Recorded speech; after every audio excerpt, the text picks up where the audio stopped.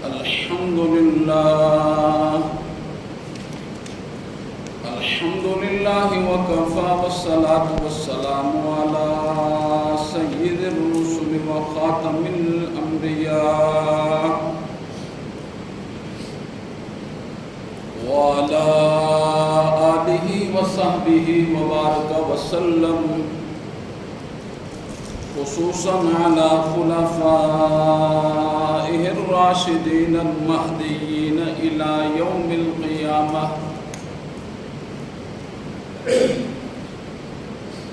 أما بعد فأعوذ بالله من الشيطان الرجيم. بسم الله الرحمن الرحيم. يا أيها الناس اعبدوا ربكم الذي خلقكم والذين من قبلكم لعلكم تتقون.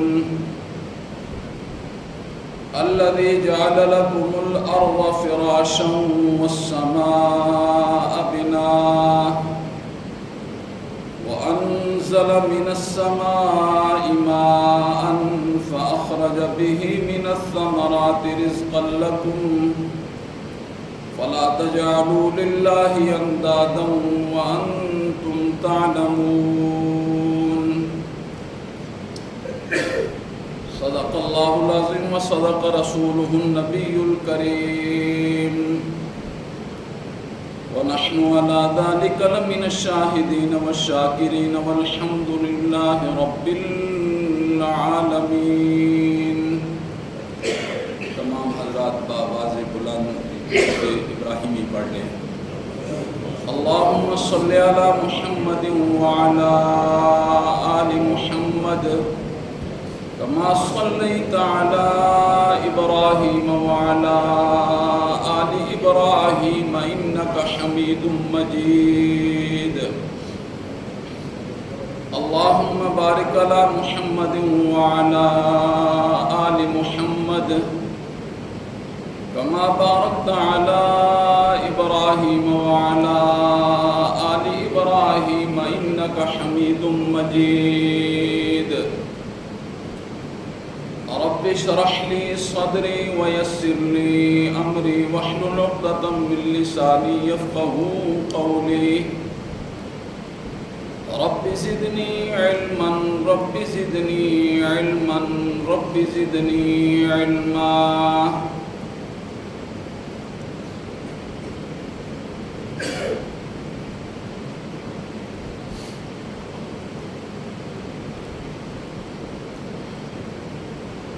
اللہ رب العزت کی توحید کے مضمون کے ساتھ آپ حضرات سے ہم کلام ہونے کا ارادہ ہے. اللہ رب العزت اپنی الوہیت اور معبودیت کو احسن انداز سے آپ حضرات کو سمجھانے کی توفیق نصیب فرمائے. وبعدہ موت کے دم تک اللہ رب العزت ہمیں انبیاء علیہم السلام کے اس متفقہ دعوت کو اپنانے کی توفیق نصیب فرمائے. انتہائی توجہ کے ساتھ، طلب کے ساتھ اور اللہ کی محبت میں ڈوب کر جس اللہ کا روزانہ رزق کھاتے ہیں، پانی پیتے ہیں، جس اللہ نے اپنی قدرت کے ساتھ ہمارے جسم کے ایک ایک عضو کو تندرست اور خوبصورت بنایا ہے، اس اللہ کی محبت میں ڈوب کر اللہ کی باتوں کو سماعت فرمانا ہے.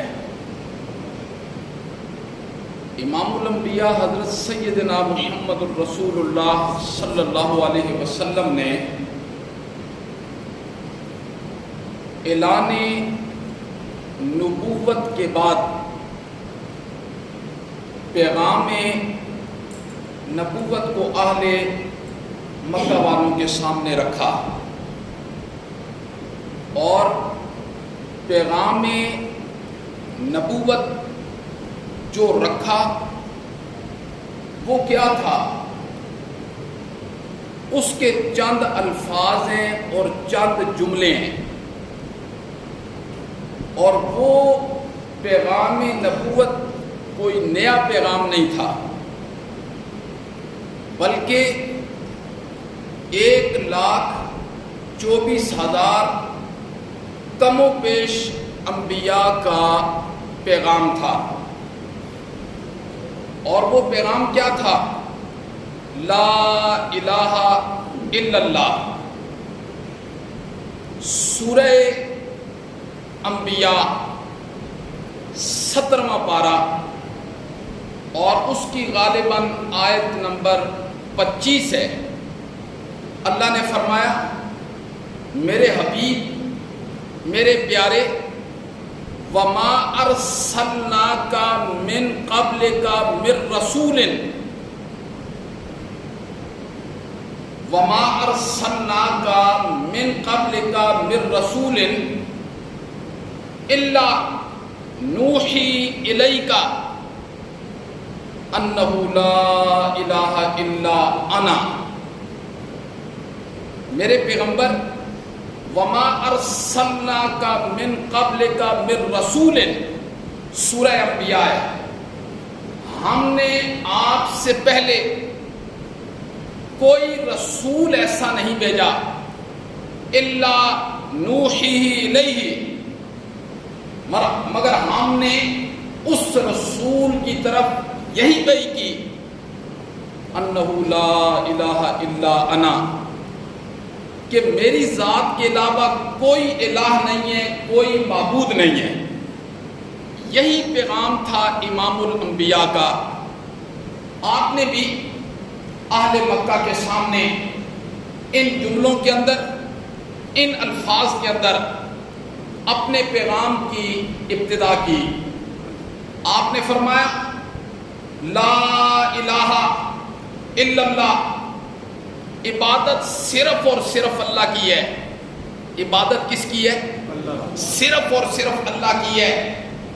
اور کوئی ذی شعور انسان اس بات کا انکار نہیں کر سکتا کہ سجدہ عبادت نہیں ہے۔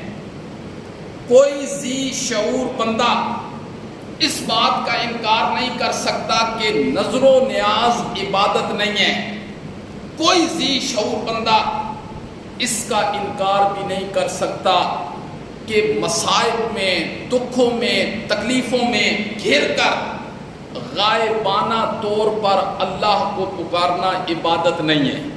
ہر ذی شعور بندے کو پتہ ہے سجدہ عبادت ہے، نظر و نیاز عبادت ہے، نماز روزہ عبادت ہے، اور تکلیفوں میں، مصائب میں، مشقت میں، تکلیفوں میں، پریشانیوں میں گھر کر غائبانہ طور پر عرش والے کو پکارنا، یہ کیا ہے؟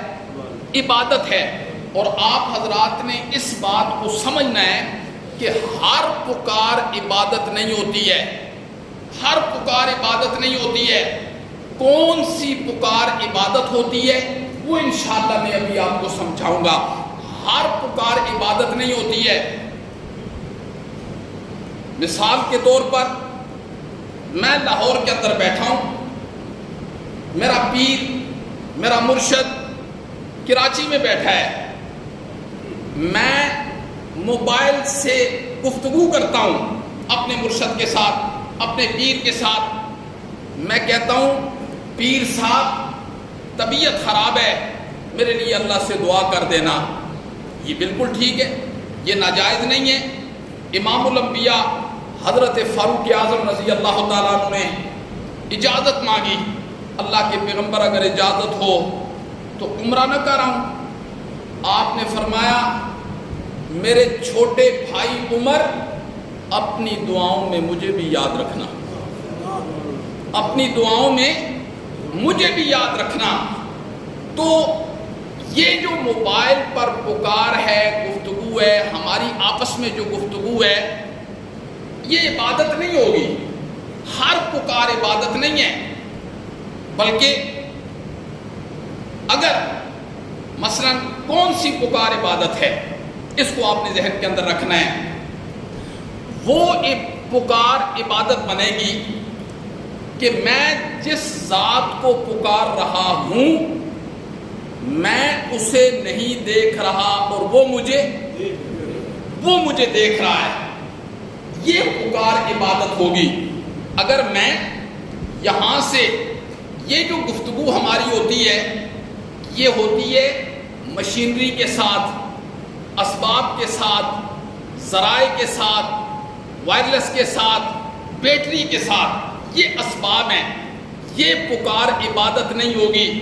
ہاں اگر میں یہاں بیٹھا ہوں اور میرے پیر صاحب، میرے مرشد کراچی میں بیٹھے ہیں، باہر بیٹھے ہیں، میں بغیر فون کے میں کہتا ہوں پیر صاحب یہ پریشانی ہے، میری اس پریشانی کو دور کر دو، یہ شرک بن جائے گا۔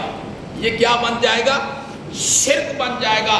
اور آپ میں سے کوئی ذی شعور بندہ ایسا ہے جو یہاں بیٹھ کر بغیر موبائل کے، بغیر وائرلیس کے، بغیر اسباب کے، بغیر ذرائع کے وہ پیر صاحب کو یہاں سے پکارتا ہے؟ بولو پیر صاحب آپ کی بات کو سنتے ہیں؟ بولو سنتے ہیں؟ جب کہ وہ زندہ ہیں اور اس زمین کی پشت پر بیٹھے ہوئے ہیں، زندہ ہیں۔ اور جو بندہ مر جاتا ہے وہ غسل نہیں کر سکتا ہے، وہ کفن نہیں پہن سکتا ہے، وہ اپنے ماتھے سے مکھی نہیں اٹھا سکتا ہے، اسے نہلایا جاتا ہے، غسل دیا جاتا ہے، کفنایا جاتا ہے، پھر اسے چرپائی پر ڈالا جاتا ہے، پھر اسے سامنے کھڑا کر کے یہ کہا جاتا ہے کہ پیر صاحب آپ ہمارے لیے دعا کرو، یہ کہا جاتا ہے۔ بلکہ کیا کہا جاتا ہے؟ اللہم اغفر لحینا ومیتنا، مولا زندوں کی بھی مغفرت کر دے، اور جو میرا مرشد میرے سامنے ابھی چلا گیا ہے نا اس دنیا سے، مولا اس کی بھی تو مغفرت کر دے، اس کی بھی تو ہر پکار یہ عبادت نہیں بنے گی، بلکہ کون سی پکار عبادت بنے گی؟ وہ پکار عبادت بنے گی جس میں میرا یہ نظریہ ہوگا، میرا یہ یقین ہوگا کہ جس ذات کو میں پکار رہا ہوں میں اسے نہیں دیکھ رہا اور وہ مجھے کیا ہے؟ دیکھ رہا ہے۔ یہی انبیاء کی تعلیم تھی، لا الہ الا اللہ، لا الہ۔ ہم کلمے میں کیا اللہ سے وعدہ کر رہے ہوتے ہیں؟ مولا میں وعدہ کرتا ہوں تیری ذات کے علاوہ کسی کی عبادت نہیں کروں گا۔ اور پکار کے متعلق امام الانبیاء نے کیا ارشاد فرمایا؟ بڑی توجہ سے آپ نے گفتگو سننی ہے، انشاءاللہ یہ گفتگو آپ کے لیے بہت فائدہ مند ثابت ہوگی۔ اور ایسی گفتگو کرنا یہ آسان بات نہیں ہے، نہ سنانے والے سناتے ہیں اور نہ سننے والے سنتے ہیں۔ امام الانبیاء نے ارشاد فرمایا الدعاء هو العبادہ، پکار ہی اصل عبادت ہے۔ الدعاء هو العبادہ، پکار ہی اصل عبادت ہے۔ اور پھر امام الانبیاء نے ارشاد فرمایا الدعاء مخ العبادہ، دعا عبادت کا مغز ہے، نچوڑ ہے، خلاصہ ہے، لب لباب ہے۔ الدعاء مخ العبادہ، دعا عبادت کا کیا ہے؟ بولو مغز ہے، مغز نچوڑ ہے۔ تو پکار کیا بن جائے گی؟ کوئی ذی شعور بندہ اس کا انکار نہیں کر سکتا کہ سجدہ عبادت نہیں ہے، نظر و نیاز عبادت نہیں ہے، منتی منوتی عبادت نہیں ہے، کوئی ذی شعور اس کا انکار نہیں کر سکتا۔ غائبانہ طور پر اللہ کو پکارنا عبادت نہیں ہے۔ اگر یہ عبادت ہے تو ہمیں سجدہ بھی صرف اور صرف اللہ کا کرنا ہوگا، ہمیں نظر و نیاز بھی صرف اور صرف کس کی دینی ہوگی؟ بولو صرف اور صرف اللہ کی دینی ہوگی۔ اور ہمیں غائبانہ طور پر پکارنا ہوگا تو صرف اور صرف کسے پکارنا ہوگا؟ صرف اور صرف اللہ کو پکارنا ہوگا۔ حضرت نوح علیہ السلام نے 950 سال، کتنا؟ 950 سال، 9.5 صدیاں کیا اپنی قوم کو انداز تبلیغ اختیار کیا؟ آپ نے فرمایا اعبدوا اللہ، اعبدوا اللہ، لوگو اللہ کی عبادت کرو، اعبدوا اللہ ما لکم من الہ غیر، اللہ کی ذات کے علاوہ کوئی الہ نہیں ہے۔ اگر آپ کی توجہ ہو تو پچھلے جمعے میں نے صرف الہ کا معنی بتلایا تھا، الہ کی صفتیں بتلائی تھی، الہ کے اوصاف بتلائے تھے، الہ ہم سے کیا تقاضا کرتا ہے۔ میں نے جو پڑھا ہے لا الہ الا اللہ، مولا تیری ذات کے علاوہ کوئی الہ نہیں ہے، تو پچھلے جمعے کو میں نے یہی بتلایا تھا الہ کیا ہوتا ہے، الہ کے اوصاف کیا ہوتے ہیں، الہ ہم سے کیا تقاضا کرتا ہے۔ حضرت نوح علیہ السلام نے 9.5 صدیاں یہی کہا تھا اعبدوا اللہ، لوگو اللہ کی عبادت کرو، ما لکم من الہ غیر، اللہ کی ذات کے علاوہ کوئی الہ نہیں ہے، کوئی معبود نہیں ہے، کوئی مسجود نہیں ہے، کوئی داتا نہیں ہے، معز، مذل، موتی، مانے، کھوٹی قسمتیں کھڑی کرنے والا، اولاد دینے والا، صحت دینے والا، قید سے رہائیاں دینے والا کون ہے؟ بولو صرف اور صرف اللہ ہے۔ یہ حضرت نوح علیہ السلام نے 9.5 صدیاں، اور لوگ جب حضرت نوح علیہ السلام کو دیکھتے تھے کہ اب یہ آگے ہے، اس نے وہی جملے ہمارے کانوں میں ٹھونسنے ہیں، قرآن کہتا ہے انگلیاں دے دیتے تھے کانوں میں۔ کیا کرتے تھے؟ حضرت نوح کا چہرہ دیکھ کر انگلیاں دے دیتے تھے۔ حضرت نوح کا چہرہ دیکھ کر اپنے چہرے پر کپڑا الٹا دیا کرتے تھے کہ ہمیں نعوذ باللہ یہ منحوس چہرہ نہ دیکھنا پڑے۔ قرآن نے یہ ساری چیزیں حضرت نوح علیہ السلام کے متعلق ذکر کی ہیں، لیکن 950 سالہ تبلیغ کے نتیجہ میں صرف 70 بندے مسلمان ہوئے۔ کتنے؟ 70 بندے مسلمان ہوئے۔ اس لیے ایک توحید کے داعی کو یہ قطعاً نہیں دیکھنا چاہیے میرے نمازی کم ہو جائیں گے، میرے مرید کم ہو جائیں گے۔ اس نے یہ نہیں دیکھنا، اس نے صرف اور صرف یہ دیکھنا ہے کہ مجھے اللہ نے اپنے پیغام کے لیے منتخب کیا ہے۔ کوئی میری بات مانتا ہے تو مانے، نہیں مانتا تو نہ مانے، لیکن جب تک اس کی زندگی ہے اللہ کے اس پیغام کو پہنچانے کے اندر خیانت نہیں کرنی۔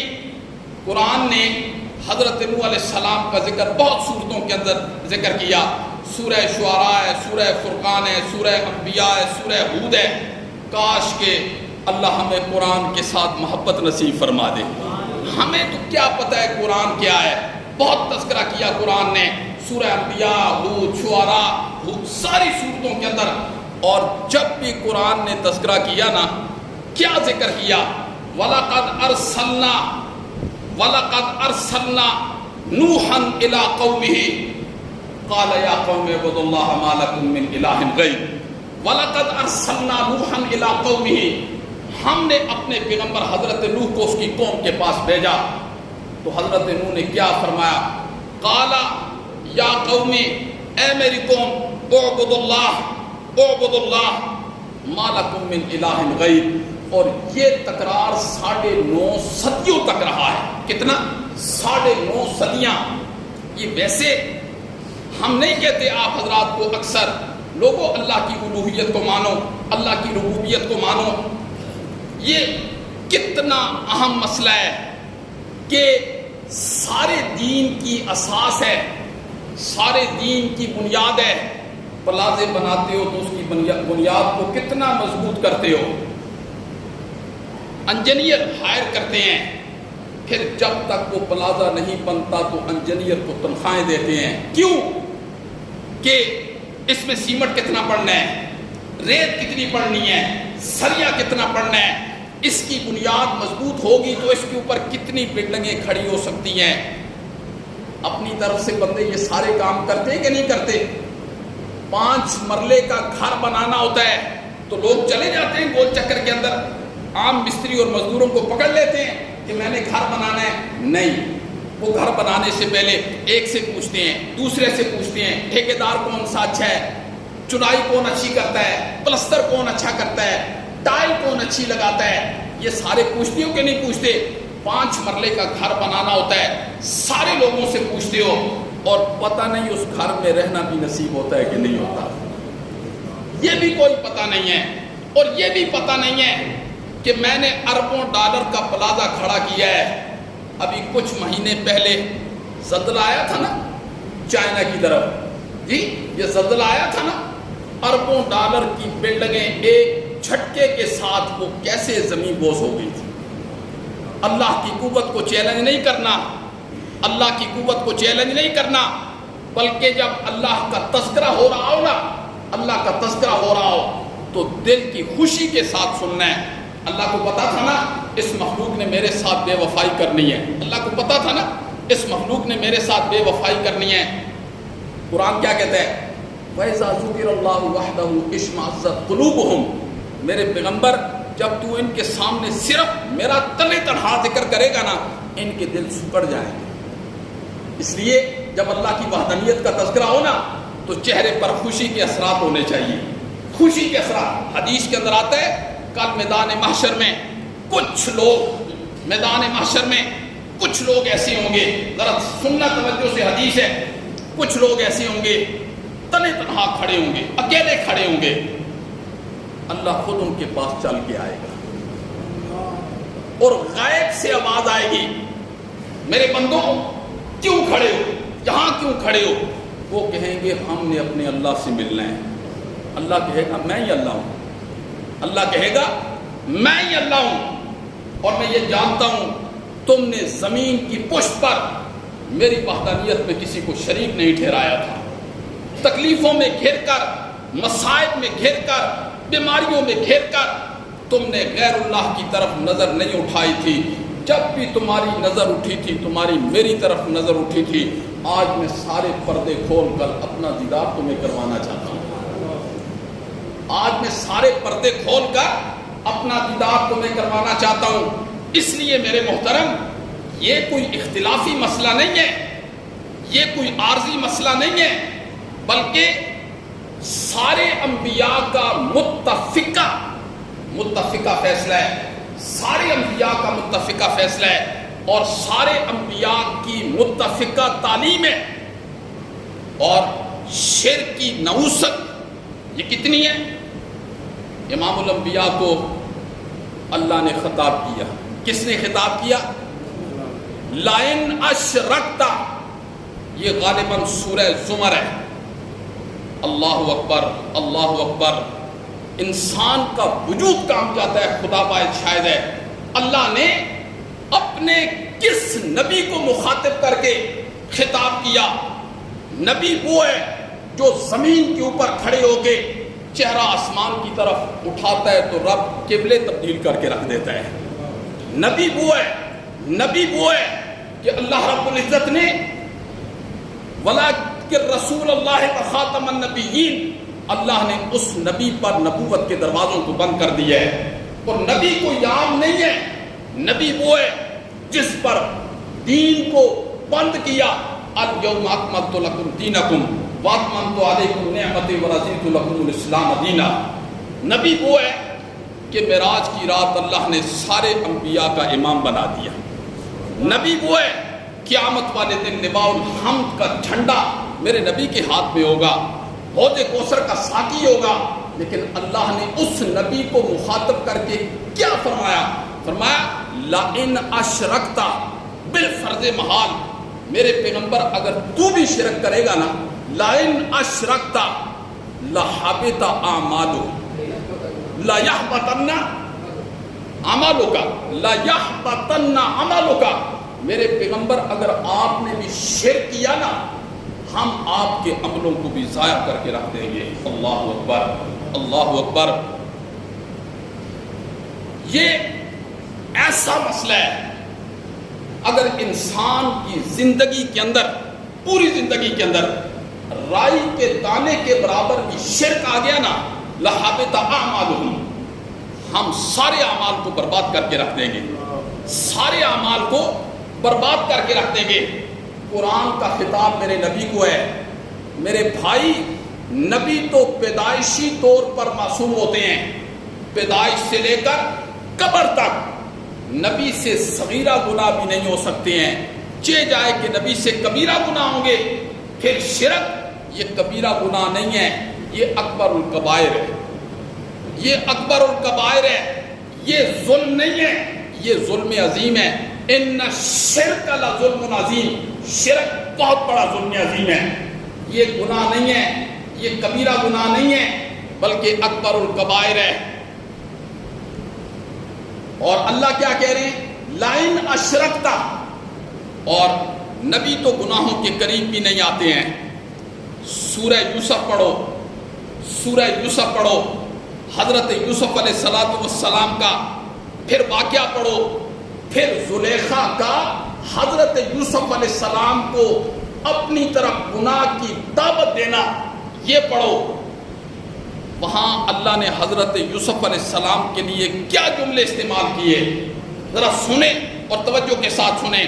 کذالک لنصرف عنہ السوء والفحشاء، اللہ نے یہ کہا کہ ہم نے اپنے نبی کو گناہ سے اور بے حیائی سے بچا دیا، یہ کہا، یہ نہیں کہا، یہ نہیں کہا۔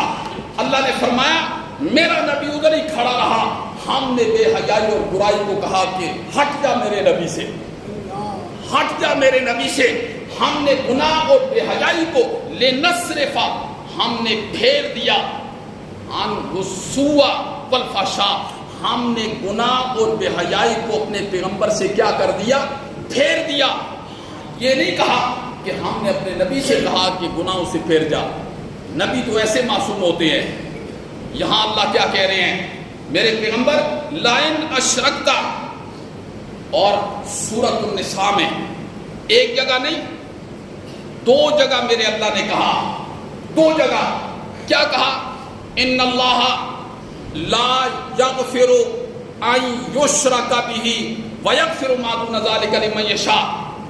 اللہ نے کیا ارشاد فرمایا؟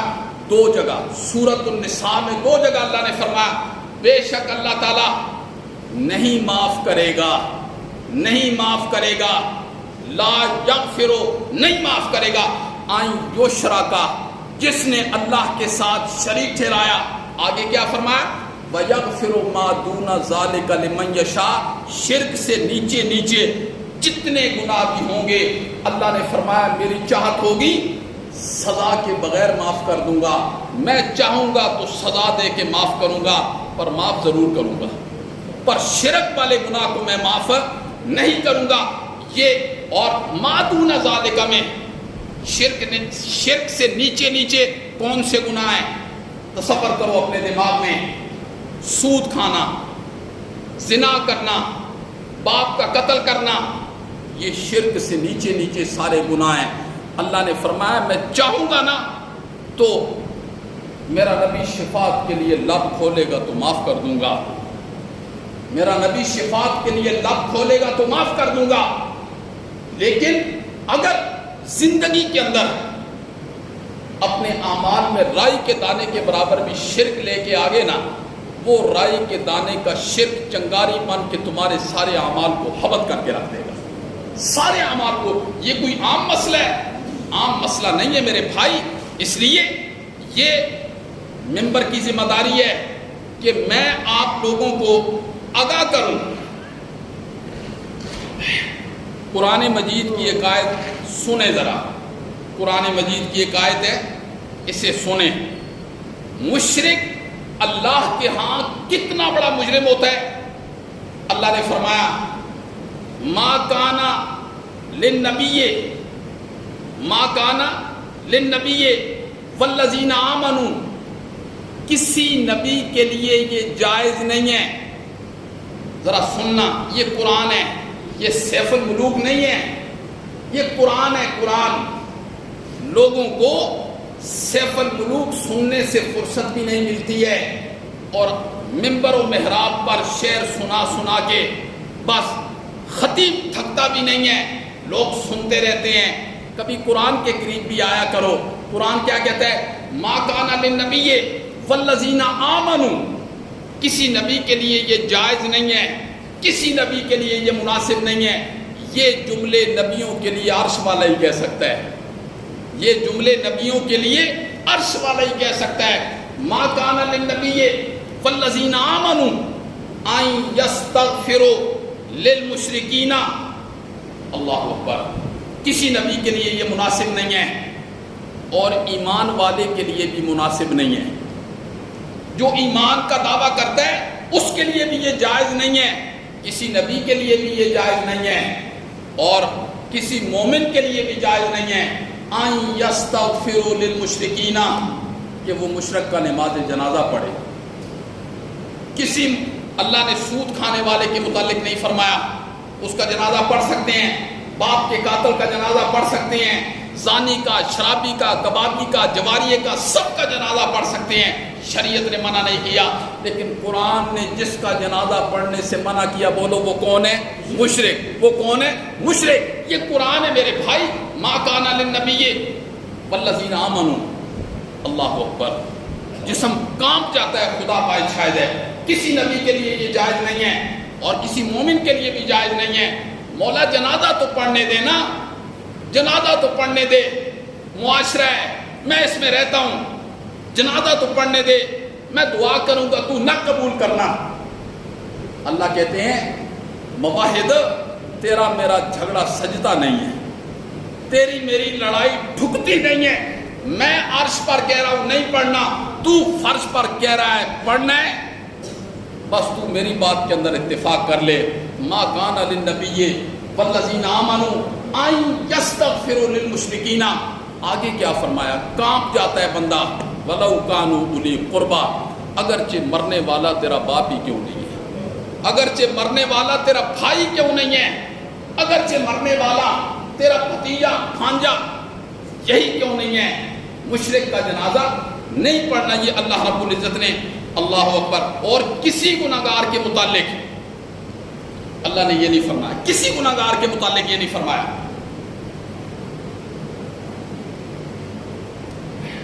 تو یہ جو جملے ہیں لا الہ الا اللہ، یہ سارے انبیاء کی متفقہ دعوت ہے، حضرت نوح علیہ السلام سے لے کر امام الانبیاء تک سارے انبیاء کی متفقہ دعوت ہے۔ وہ کیا دعوت ہے؟ شرک کا رد، بدعت کا رد، اور توحید کی دعوت۔ اور سنیں، پیغمبر اپنے اس پیغام کو، پیغمبر اپنے اس پیغام کو، اپنی اس ذمہ داری کو کس انداز سے نبھاتے ہوئے نظر آتے ہیں۔ پیغمبر اگر والد کے سامنے کھڑا ہے نا، والد کے سامنے، تو یہی جملے ہیں۔ پیغمبر بادشاہ کے سامنے کھڑا ہے، یہی جملے ہیں۔ پیغمبر عراق سے شام کی طرف آ رہا ہے، یہی دعوت ہے۔ پیغمبر شام سے مکہ کی طرف جا رہا ہے، یہی دعوت ہے۔ اور پیغمبر جیل کی تنگ و تاریک کوٹھڑیوں کے اندر ہے، تو دعوت صرف اور صرف کیا ہے؟ یہی ہے، لا الہ الا اللہ، اللہ اکبر۔ سنیے حضرت یوسف علیہ السلام جن کا تذکرہ ابھی میں نے کیا، اللہ نے فرمایا ہم نے بے حیائی کو، برائی کو یوسف سے پیچھے ہٹا دیا، چونکہ وہ میرا نبی تھا۔ اور نبی کیسا تھا کہ جب جیل کی تنگ و تاریک کوٹھڑیوں کے اندر کوئی پشت پناہی کرنے والا نہیں ہے، حضرت یوسف کی پشت پناہی کرنے والا کوئی نہیں ہے، کوئی وکیل نہیں ہے، کوئی جج نہیں ہے، کوئی کیس لڑنے والا نہیں ہے، بادشاہ نے جیل کی تنگ و تاریکیوں میں پھینک کر حضرت یوسف کو بھلا دیا تھا۔ اللہ کہتے ہیں رب کون ہوتا ہے؟ رب کون ہوتا ہے؟ اللہ نے فرمایا رب وہ ہوتا ہے جو یوسف کو کنویں سے نکالتا ہے، پھر مصر کی منڈیوں میں بکواتا ہے، پھر جیل کی تنگ و تاریک کوٹھریوں میں ڈالتا ہے، پھر وہاں سے نکال کر مصر کے تخت پر بٹھا دیا کرتا ہے، مصر کے تخت پر بٹھا دیا کرتا ہے۔ اور حضرت یوسف نے جیل کی تنگ و تاریک کوٹھریوں میں کیا کہا تھا؟ قرآن پڑھا کریں، کیا کہا تھا؟ دو قیدی جب آئے، ٹوکے دی، خواب آئی۔ حضرت یوسف علیہ السلام نے فرمایا کھانا آنے سے پہلے تمہاری خواب کی تعبیر میں بتلا دوں گا، لیکن اس سے پہلے مجھ سے مسئلہ توحید سن لو۔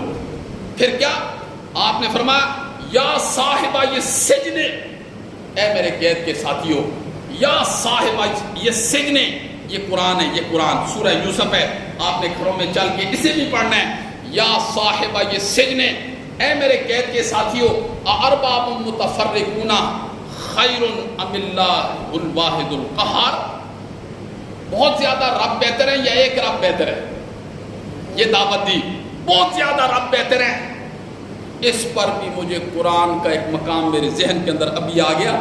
یہ حضرت یوسف علیہ السلام نے جو بات کہی ہے، یہ 23واں پارہ ہے، 23واں پارہ، اور 23واں پارہ بالکل اپنے اینڈ پر یہاں ختم ہو جاتا ہے۔ حضرت یوسف علیہ السلام نے فرمایا ارباب متفرقون، بہت زیادہ رب بہتر ہیں جی، جیسے لوگ رب بناتے ہیں نا، یہ اولاد دینے والا ہے، یہ صحت دینے والا ہے، یہ جتنا میرا کاروبار ہے یہ حضرت جی کا کرم ہے، یہ سارا رب، یہی رب بنانا ہوتا ہے نا، اور کیا رب بنانا ہوتا ہے؟ حضرت یوسف علیہ السلام نے فرمایا ارباب متفرقون، بہت زیادہ رب بہتر ہے، ام اللہ الواحد القہار، یا ایک رب بہتر ہے، ایک رب بہتر ہے۔ اور پھر فرمایا ان الحکم الا للہ، ان الحکم الا للہ، حکم صرف اور صرف اللہ کا چلتا ہے۔ حکم کس کا چلتا ہے بولو؟ صرف اور صرف اللہ کا چلتا ہے۔ ان الحکم الا للہ، ہمارا حضرت یوسف علیہ السلام نے فرمایا مجھے اللہ نے اس چیز کا حکم دیا ہے، اللہ تعبدوا الا ایاہ، میں عبادت کروں، بندگی کروں، سجدہ کروں، نظر و نیاز دوں، کسی کو حاجت روا سمجھوں، مشکل کشا سمجھوں، اولاد کا دینے والا سمجھوں، صحت کا دینے والا سمجھوں، پریشانیوں میں مبتلا کرنے والا سمجھوں، مجھے عرش والے نے یہ حکم دیا ہے۔ یہ صرف اور صرف کسے سمجھنا ہے بولو؟ صرف اور صرف اللہ کو سمجھنا ہے۔ اور اللہ نے تو خدا واحد شاہد ہے، حد ہی کر دی ہے، خدا کی قسم قرآن کے اندر اللہ نے حد ہی کر دی ہے۔ اللہ تو انسانوں کی نہج کے اندر آ کر اللہ سمجھانے کی کوشش کرتا ہے، شاید کوئی بندہ سمجھ جائے اور اپنی اخروی زندگی کو ابد الاباد کی آگ سے اپنے آپ کو بچا دے۔ ذرا سنیے یہ قرآن ہے، اللہ کیا کہتے ہیں؟ اللہ کہتے ہیں ضرب اللہ مثلا رجلا فیہ شرکاء متشاکسون ورجلا سلما لرجل، اللہ نے ایک مثال دی ہے مجھے سمجھانے کے لیے۔ اللہ نے فرمایا میرا بندہ یہ بتلا کہ ایک ملازم ہے اور اس کے کئی بوس ہیں۔ ملازم ہے کہ بوس کئی ہیں۔ ایک بوس کہتا ہے میرے لیے کھانا باہر سے لے آؤ، دوسرا بوس کہتا ہے کپڑے استری کر دو، تیسرا بوس کہتا ہے میرے سر کی مالش کر دو، چوتھا بوس کہتا ہے میری گاڑی دھو دو۔